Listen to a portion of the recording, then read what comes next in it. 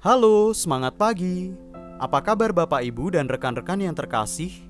Semoga karena kasih Allah, anugerah kesehatan dan kegembiraan senantiasa bersama kita dan keluarga kita di rumah. Hari ini Senin 4 Juli 2022, dalam tahun liturgi C2, Pekan Biasa ke-14, kita akan mendengarkan sabda Tuhan dari Injil Suci menurut Matius, bab 9 ayat 18 sampai dengan 26. Sekali peristiwa, datanglah kepada Yesus seorang kepala rumah ibadat. Ia menyembah Dia dan berkata, "Anakku perempuan baru saja meninggal, tetapi datanglah, letakkanlah tanganmu atasnya, maka ia akan hidup." Lalu Yesus pun bangun dan bersama murid-muridnya mengikuti orang itu. Pada waktu itu, seorang wanita yang sudah 12 tahun lamanya menderita pendarahan, maju mendekati Yesus dari belakang dan menjamah jumbai jubahnya. Karena katanya dalam hati, "Asal ku jamah saja jubahnya, aku akan sembuh."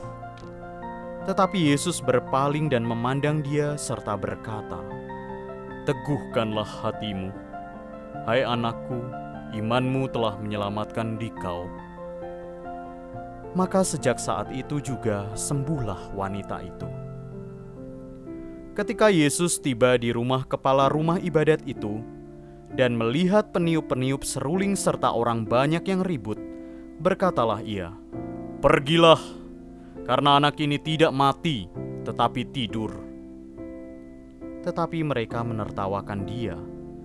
Setelah orang banyak itu diusir, Yesus masuk. Dipegangnya tangan si anak, lalu bangkitlah anak itu. Maka tersiarlah kabar tentang hal itu ke seluruh daerah. Demikianlah sabda Tuhan. Terpujilah Kristus. Bapak, Ibu, dan rekan-rekan yang terkasih dalam Kristus, kita patut bersyukur memiliki Allah yang begitu mengasihi kita. Kehadiran Yesus ke dunia sungguh membawa sukacita dan kegembiraan bagi siapapun yang beriman kepadanya. Kisah Injil hari ini menunjukkan betapa besar belas kasih Allah. Yesus yang memiliki kuasa atas kematian dan berbagai penyakit kronis, berkenan membangkitkan anak perempuan seorang kepala rumah ibadat dari kematian. Bahkan seorang wanita yang mengalami pendarahan selama 12 tahun memperoleh kesembuhan hanya karena menjamah jumbai jubah Yesus dengan penuh iman. Bapak, Ibu, dan rekan-rekan yang terkasih dalam Kristus, rupanya Tuhan Yesus sungguh melihat keteguhan iman dan ketegaran hati masing-masing manusia. Kita dapat melihat bagaimana seorang kepala rumah ibadat yang sangat dihormati masyarakat Yahudi datang kepada Yesus. Ia berpasrah penuh kepada Yesus. Ia datang dan menyembah Yesus sembari membawa permohonan yang secara nalar logika manusia mustahil dilakukan. Sang kepala rumah ibadat mengetahui bahwa anak perempuannya sudah meninggal, dan ia ingin Yesus menghidupkan kembali anaknya. Tak ada seorang pun tabib ataupun tenaga medis yang mampu membangkitkan orang mati. Mengapa kepala rumah ibadat itu nekat meminta hal semacam itu kepada Yesus? Yesus pernah berkata dalam sebuah perumpamaan, "Sesungguhnya, sekiranya kamu mempunyai iman sebesar biji sesawi saja, kamu dapat berkata kepada gunung ini, 'Pindahlah dari tempat ini ke sana.' Maka gunung ini akan pindah, dan takkan ada yang mustahil bagimu." Keteguhan iman dan ketegaran hatilah yang menjadikan sang kepala rumah ibadat percaya akan kuasa Yesus atas alam kematian. Ia percaya Yesus yang ia sembah memiliki kuasa untuk membangkitkan orang mati.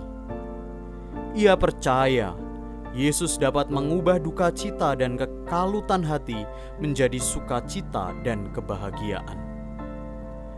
Pada akhir perikop kita dapat melihat bahwa berkat iman sang kepala rumah ibadat, Yesus yang berbelas kasihan sungguh berkenan membangkitkan putri sang kepala rumah ibadat. Karunia kesembuhan juga diterima seorang wanita yang sudah 12 tahun menderita pendarahan. Iman wanita ini percaya bahwa hanya dengan menjamah jubah Yesus, ia akan sembuh. Dalam kelemahan tubuhnya, wanita ini berusaha menjamah jubah Yesus di tengah rombongan Yesus dan para murid yang mengikuti kepala rumah ibadat. Keteguhan iman dan ketegaran hati wanita itu ternyata sungguh membawa kesembuhan baginya. Di sini nampak pula pribadi Yesus yang sungguh penuh kasih. Bahkan Yesus menyapa wanita asing itu dengan sapaan hangat, "Hai anakku, imanmu telah menyelamatkan dikau." Yesus tampak seperti seorang bapak yang baik, yang peduli dengan anaknya. Padahal Yesus dan wanita ini mungkin tidak pernah bertemu sebelumnya.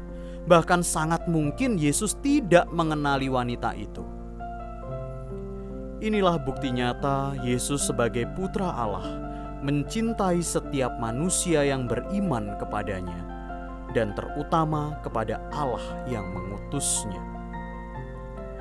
Bapak, Ibu, dan rekan-rekan yang terkasih dalam Kristus, keteguhan iman dan ketegaran hati untuk bersandar kepada Allah merupakan hal yang sangat penting dalam perjalanan kita meneladani Tuhan Yesus.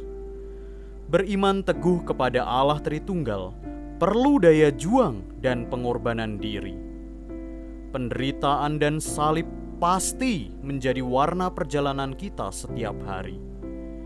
Yesus pun ditertawakan orang saat akan membangkitkan anak perempuan dari kepala rumah ibadat, di mana Yesus mengatakan anak itu tidak mati, melainkan tidur.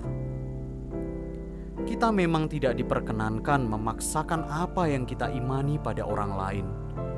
Namun kita harus berpegang teguh pada iman akan Allah itu sepenuh hati.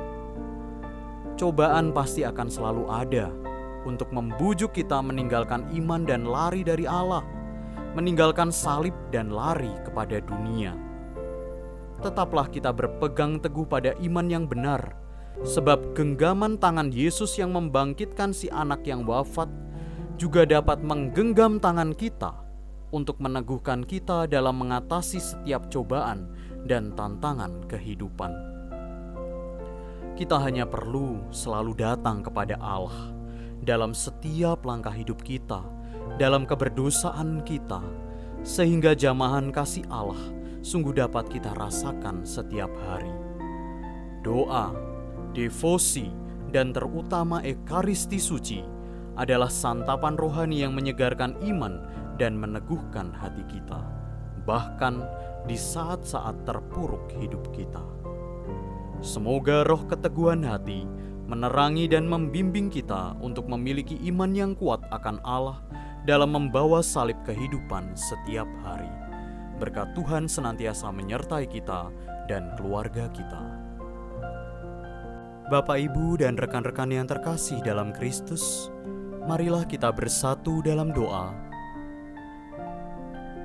Yesus Kristus, Engkau datang untuk menyelamatkan dan menyembuhkan umat manusia yang bertobat.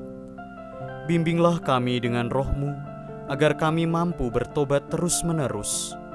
Sembuhkanlah kami dari penyakit egoisme yang menjadi penghalang untuk tetap teguh berpegang pada ajaran-Mu, sebab Engkaulah penebus kami, kini dan selamanya. Amin.